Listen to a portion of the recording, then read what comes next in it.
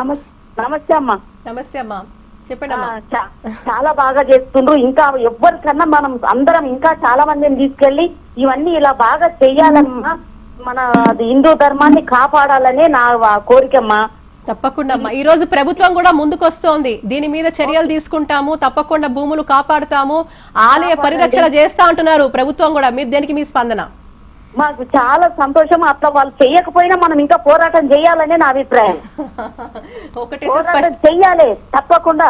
Any time, రాత్రి పగలు లేకుండా నేను ఎనీ టైం నేను పోరాడడానికి కూడా నేను వస్తాను మీ వెనకాల.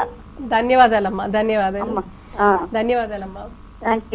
పద్మావతి గారు, మీకు ప్రత్యేకమైన ధన్యవాదాలు. ఈ కార్తీక మాసంలో మనం ఒక అద్భుత విజయం సాధించాం.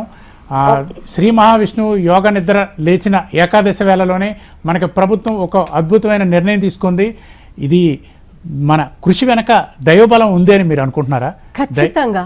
ఎందుకంటేనండి వంశీ గారు, అనేక ఈ రోజు నాకు చాలా ఆనందం కూడా ఉంది. ఈ రోజు భక్తులు ప్రభుత్వాన్ని హర్షిస్తున్నారు, కానీ ప్రభుత్వం చేయకపోతే ఉద్యమం చేస్తామని ప్రతి ఒక్కరు మనకు చెప్తున్నారు.